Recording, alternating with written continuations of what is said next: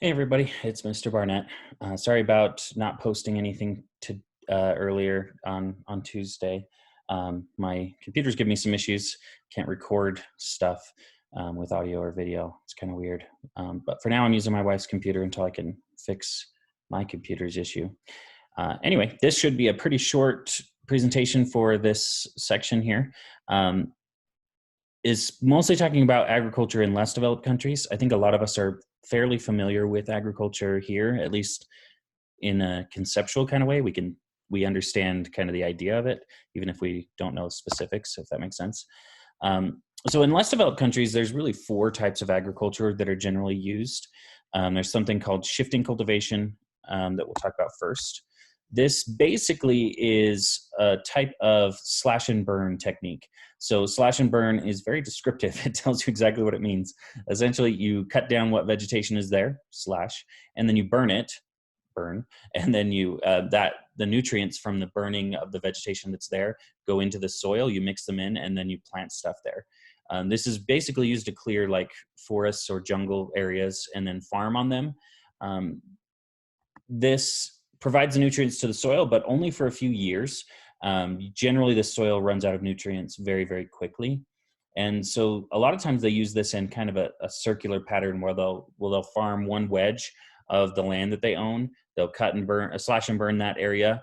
And then after a couple of years, they'll slash and burn the next area and then let that other one go back to jungle until it has vegetation again to slash and burn again later. So it kind of works in a like a clock in a way. Usually they're farming not just one wedge of their property though. That's usually, they do this in segments, and they're farming, 2/3 of their land or at least half of their land, and then letting the other half grow vegetation back to be reused for the minerals it provides for the soil. The next type is called pastoral nomadism. Pastoral means herding, pasture, right? And this basically means that you take your animals and you move them around. The animals are the main form of wealth that you have. It's the main form of food. So you basically domesticate animals and move them around with you. This is especially common in dry climates. So think of North Africa, or the biggest area where this still happens is actually in Mongolia. So in Central Asia. There's only about 15 million people in the world that survive through pastoral nomadism, but they actually occupy about 20% of the world's land area. So it's a ton of space because there's so few crops there. There's not the ability to farm in our normal sense. They're moving these herds of animals long distances, and they're covering a lot of space that most other people can't use. They don't have a use for it. The next one is called intensive subsistence agriculture. Intensive refers to how much effort you have to put in as the farmer to grow anything out of it. This is where most people work in LDCs. They're involved in intense subsistence farming.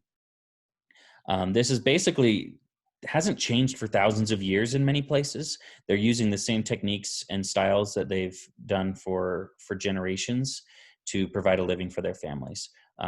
There's actually a lot of YouTube videos on this recently I've seen, especially from Asia. They have a lot of videos of like Filipino guys digging out trenches and things like that on their property, or other groups, Vietnamese ones as well. So there's a bunch of videos on some of those techniques that are kind of cool, but you could see how it's very labor intensive, right? It takes a lot of work to do some of the cool things that they do.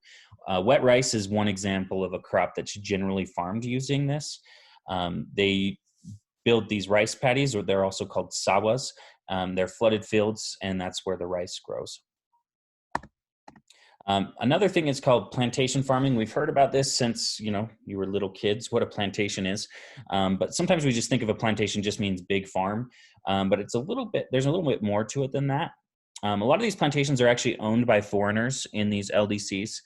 So a foreigner from the United States or from Europe or something buys a big chunk of land and sets up a plantation there, hires people to come in and work for them. What makes plantations different than other farms is they're large in size, but they also specialize in one, maybe two different kinds of crops that are especially valuable or especially easy to farm in that area, if that makes sense. They're more effectively planted in that area. So some examples of this would be cotton still, but also coffee is a big one, tobacco, still a lot of that as well. And so these big farms will grow just that one thing. And then they'll be selling that off to other countries, or the person who owns that plantation will take it and use it for their own industry sometimes, things like that. So pretty short slideshow, like I said.